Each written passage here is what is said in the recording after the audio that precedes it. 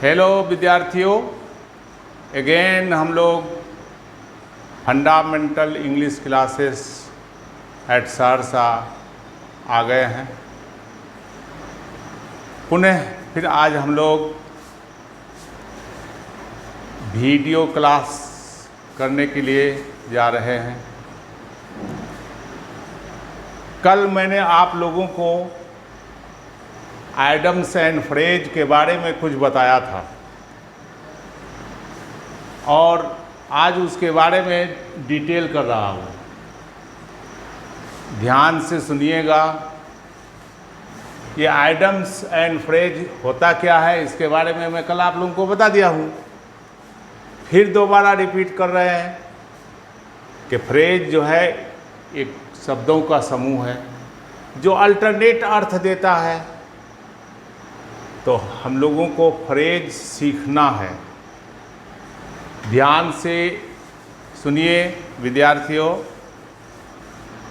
Phrase इतनी compulsory है English में कि हर एक एग्ज़ाम में फ्रेज पूछा जाता है। विशेष रूप से एसएससी सीजीएल में 10 नंबर आपको फ्रेज से पूछा जाएगा, लेकिन क्वेश्चन को टुकड़ा टुकड़ा करके पूछा जाता है। फ्रेज को टुकड़ा टुकड़ा कर जाता है। तो हर हालत में आपको फ्रेज याद करना पड़ेगा। तो याद करना एक हार्ड प्रॉब्लम है।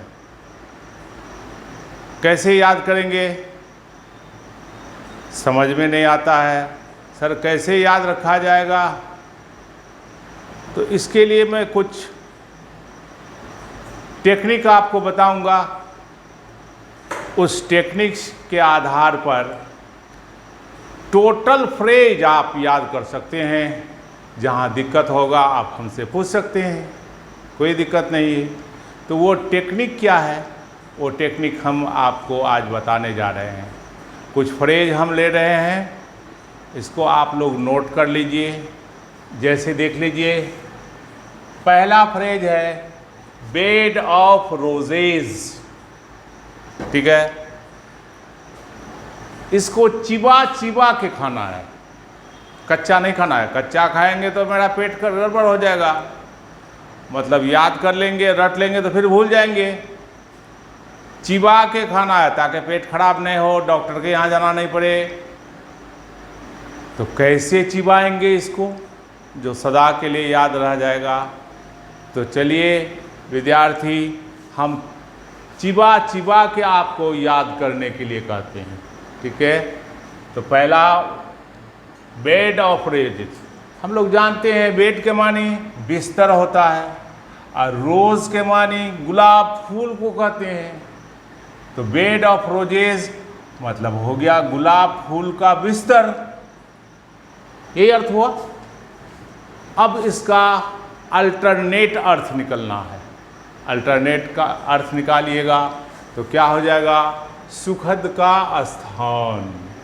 अगर इस वर्ड को याद रखते हैं तो फ्रेज से रिलेटेड जितने भी क्वेश्चन आएंगे सब आपका बन जाएगा। तो चिबा करके याद करना जरूरी है। तो सुखद का स्थान, जैसे देख लीजिए, life is not bed of roses. क्या अर्थ हुआ? जीवन सुखद का स्थान नहीं है। नहीं देखते हैं, कोई वो करता है, कोई ये करता है, कोई वो करता है। क्यों? ओनली फॉर लाइफ, जीवन के लिए।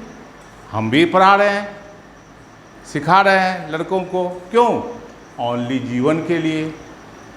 तो बेड ऑफ रोजेस का अर्थ यही हो गया। दूसरा आ गया ए हॉर्स लाफ। आप लोग जानते हैं हॉर्स मने घोड़ा और लाफ मने हंसना। भाई ये कैसा बात हो गया, घोड़ा का हंसना? मतलब घोड़ा आया, 2 टांग उठा लिया, हंस रहा है। इसका मतलब ये हो गया बिना मतलब का हंसना। ठीक है, होता है भाई, विद्यार्थी होता है समाज में, इस तरह के बहुत से आदमी हैं बेटा, बिना मतलब का ठाठाई लगा के हंसते रहता है। वो उसकी परंपरा बन गई है, उसकी हैबिट बन गई है। तो वही है बिना मतलब के ठहाका लगा के हंसना, उसी को कहते हैं ए हॉर्स लाफ। अब आ जाइए ग्रीन हेन, अनएक्सपीरियंस्ड पर्सन, मतलब वो इंसान। अब पहले यहाँ देखिए, ग्रीन के माने क्या होता है? हरा। हैंड माने हाथ, माने हाथ हरा रहना, माने हाथ पका नहीं है। इन दोनों वर्ड को मिला दिए तो अल्टरनेट अर्थ निकलेगा। हाथ कहीं हरा और लाल होता है भाई, ऐसा बात नहीं है। ग्रीन का अर्थ हो गया कि वो हाथ कुछ नहीं जानता है, मतलब अनएक्सपीरियंस्ड पर्सन, जिसको अनुभव नहीं है। तो देख लीजिए भाई, ग्रीन हैंड बिना अनुभव का आदमी, अनएक्सपीरियंस्ड पर्सन है ना बेटा। तो इसको हम लोग इस तरह से भी डील कर सकते हैं। A green hand man does not success in his life, उन्हें बिना अनुभव का आदमी अपने जीवन में सफल नहीं हो सकता है। ठीक है, ठीक उसी तरह से एट डायगर्स ड्रोन, डायगर मैंने जानते हैं हम लोग बेटा, चाकू को कहते हैं। और ड्रोन, ड्रॉ का V2 ड्रू होता है और V3 ड्रोन होता है, वो जो नाउन बन जाता है। तो एट डायगर्स ड्रोन, डायगर मैंने हो गया छुरा और ड्रोन मैंने फेंका। इसका अर्थ हो गया, दोनों मिल गया तो अल्टरनेट अर्थ हो गया शत्रुता।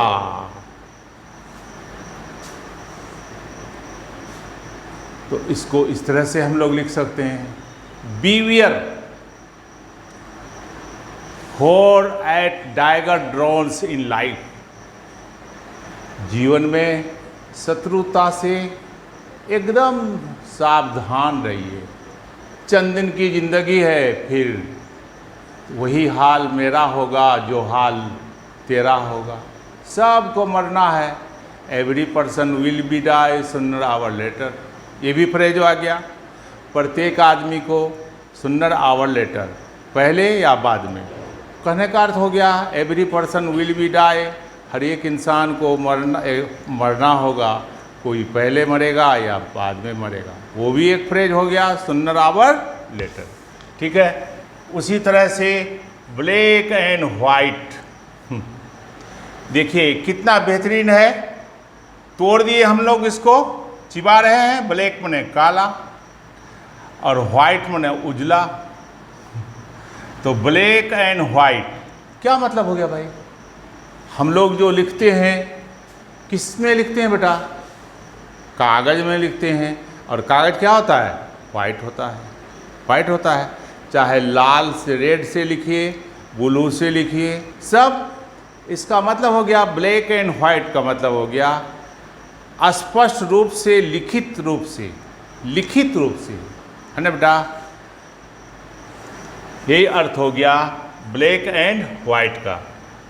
अब देखो, पुल ए लॉन्ग फेस, उदास होना, है ना, ये भी फ्रेज है। अब देखिए इसको तोड़ के अर्थ निकालिए, चिबाइए इसको। पुल का मानी हो गया खींचना, और लॉन्ग का मानी हो गया लंबा, और फेस का मानी हो गया चेहरा। माने चेहरा को खींचिए, क्या मतलब हो गया भाई? चेहरा को खींचना, लंबा खींचिए चेहरा को, मतलब उदास हो जाना। ठीक है, लाइफ में उदासीपन आ जाती है, इसलिए बेटा वहाँ पर फ्रेज का प्रयोग किया जा सकता है, पुल ए लॉन्ग फेस, उदास होना। अब देखो इन ब्लैक एंड ब्लू, तो देखो भाई, इन ब्लैक एंड ब्लू, बुरी तरह से पीटना। फिर इसको तोड़िए, चिबाइए, आप लोग जानते हैं ब्लैक मने काला, अब ब्लू मने नीला, है ना। अब मान लीजिए कोई आदमी है, गोरा है, ठीक है, पिटाई लग गई उसको, जहाँ जहाँ पिटाई लगेगा बेटा वहाँ काला हो जाएगा या ब्लू रंग का आ जाएगा, है ना। तो अक्सर गोरे आदमी को पीटिएगा तो वो क्या हो जाएगा, ब्लू हो जाएगा। और काला आदमी को पीटिएगा तो वो भी ब्लू हो जाएगा। तो black and blue, in black and blue का अर्थ हो गया बुरी तरह से पीटना, है ना बेटा। जैसे ये criminal was beaten black and blue, इसका मतलब है अपराधी को बुरी तरह से पीटा गया। समझ में आ रहा है। ठीक इसी तरह से आ जाइए बैग एंड बैगेज, सरो सामान के साथ। तोड़िए इसको, चिबाइए। बैग मने थैला, बैगेज मने बहुत सब थैला। तो बैग एंड बैगेज का माने क्या हो गया, बहुत सारे थैला। वही हो गया बेटा, एक है ना अल्टरनेट सेंस आ गया, माने सभी सामान के साथ, सरो सामान के साथ। जैसे हम लोग बोलते हैं I settled in Delhi with bag and baggage. हम लोग दिल्ली में सरो सामान के साथ बस गए, सेटल हो गए। अब आ जाइए अंडर समबडी नोज। अब यहाँ देखिए भाई, तोड़िए इसको, चिबाइए। अंडर के माने अधीन, नीचे। समबडी शरीर के, नोज के, नोज माने नाक, नाक के नीचे। तो नाक के नीचे क्या हो गया बेटा, नाक के नीचे क्या होता है, मुंह। इसका अर्थ हो गया कि आँखों के सामने, है ना। जैसे देखिए every child is lovely under somebody nose of his parents. हर एक बच्चा अपने माँ बाप के आँखों के सामने में प्यारा होता है, यही है। चलते हैं स्मेल रेट। स्मेल का माने होता है सुगंध। स्मेल का माने क्या होता है, सुगंध। और रेट का अर्थ होता है चूहा। तो बेटा याद रखिएगा, स्मेल रेट का माने होता है दाल में काला, मतलब डाउट, संदेह, अस्पष्ट, कोई मकसद, कोई बात है, जरूर इस बात में दाल में कोई काला है, ये अर्थ होता है इसका। इसका तोड़ के देखिए भाई, स्मेल माने सुगंध और रेट माने चूहा।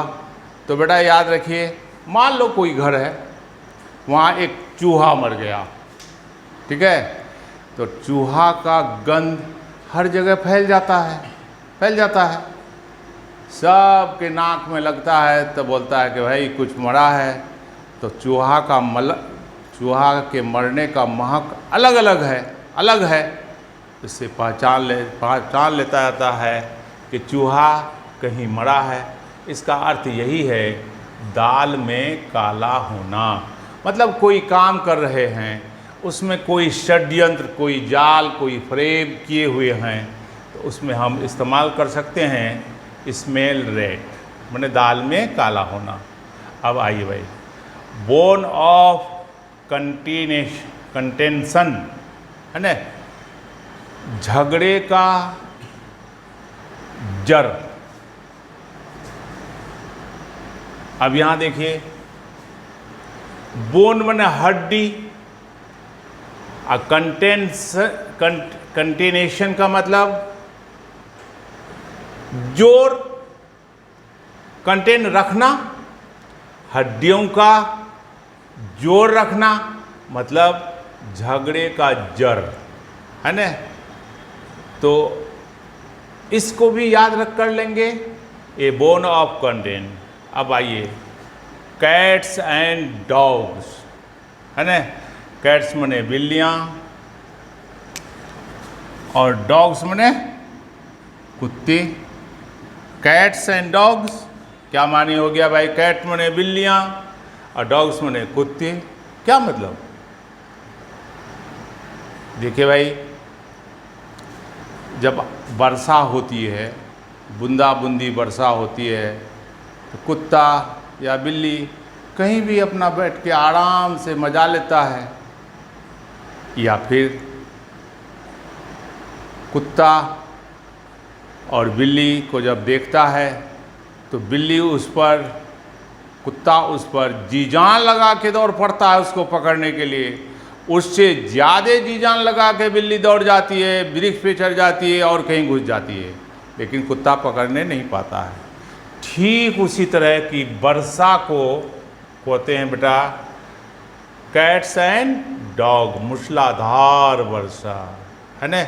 इसका दूसरा इंग्लिश होता है वेट, ये भी फ्रेज में है, वेट समर, SUMMER।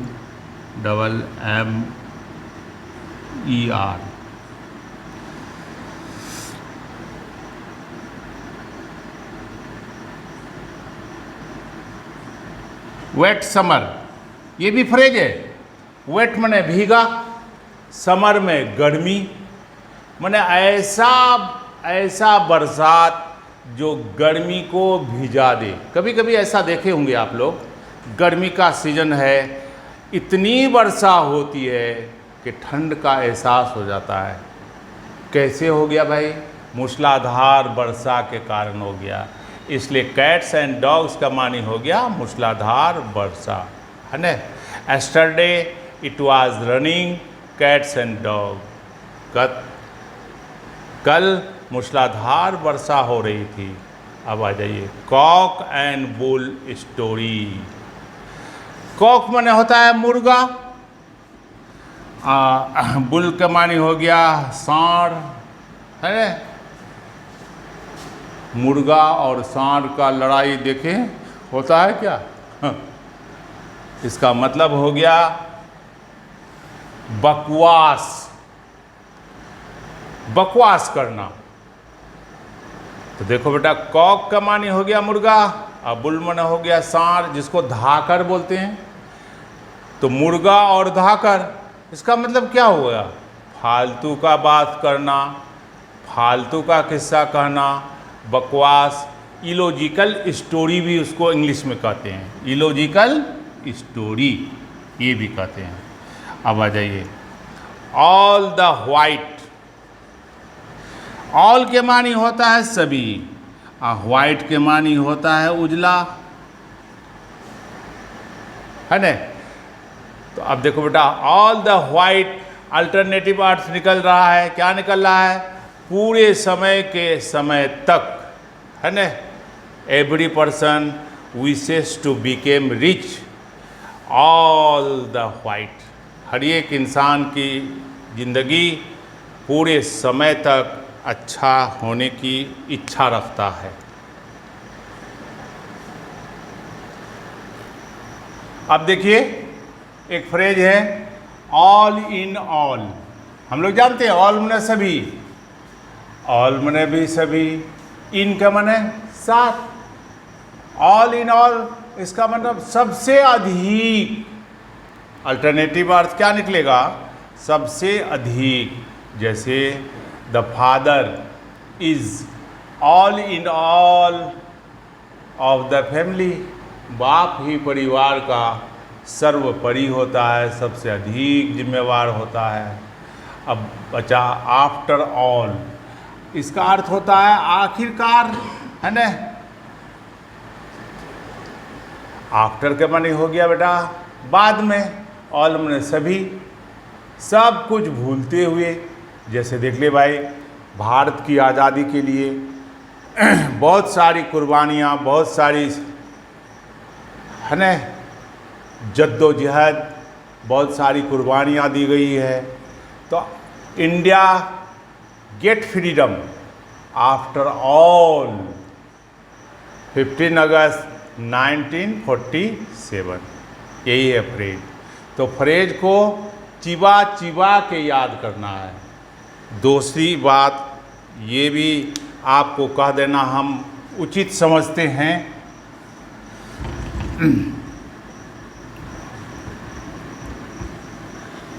ये बहुत ही इम्पोर्टेंट वीडियो है। इस आधार पर सभी फ्रेज आपको याद हो जाएगा। वही चिबा चिबा के याद करना है, तब अल्टरनेट अर्थ निकालना है। मेहनत तो करना ही पड़ेगा, याद तो आपको करना ही पड़ेगा। कम से कम 10 नंबर एसएससी सीजीएल में आपको फ्रेज से क्वेश्चन रहेगा, लेकिन वो क्वेश्चन ऑब्जेक्टिव में रहेगा, शॉर्ट करके देगा, पूछ देगा what is the right option of this phrase, इसका अर्थ क्या होगा, इंग्लिश में लिखा हुआ रहेगा। तो जब तक उसका आप अर्थ नहीं जानिएगा तब तक उसको निकालना आपके लिए इम्पॉसिबल है। तो पॉसिबल बनाने के लिए बेटा तुमको याद करना पड़ेगा। कैसे याद करोगे? तोड़ तोड़ के, जैसे मैंने बताया। फिर एक वीडियो हम डाल देंगे किस तरह से तोड़ तोड़ के याद किया जाता है। फिर ये दोनों वीडियो की मदद से आप टोटल फ्रेज जो आपके गैस पेपर वगैरह में दिया गया है उससे आप तोड़ तोड़ के याद कीजिएगा। उसमें तो सिर्फ अर्थ दिया हुआ है। और दूसरी बात ये कहना है, ये इस वीडियो को पूरा से पूरा शेयर कीजिएगा। हर एक विद्यार्थी को मिल जाना चाहिए। क्या पता है ऊपर वाला उसके तकदीर में जॉब लिख दिया है। तो इंग्लिश के माध्यम से, और मैंने गारंटी भी लिया है कि मैं आपको इंग्लिश में सीजीएल के एग्ज़ाम में इंग्लिश में पास करवा दूंगा। तो ये मेरा वीडियो है, इसको ज़रूर शेयर कीजिए, सब्सक्राइब कीजिए, लाइक कीजिए। रेस्ट फिर नेक्स्ट वीडियोस पे मिलेंगे। Rest is okay.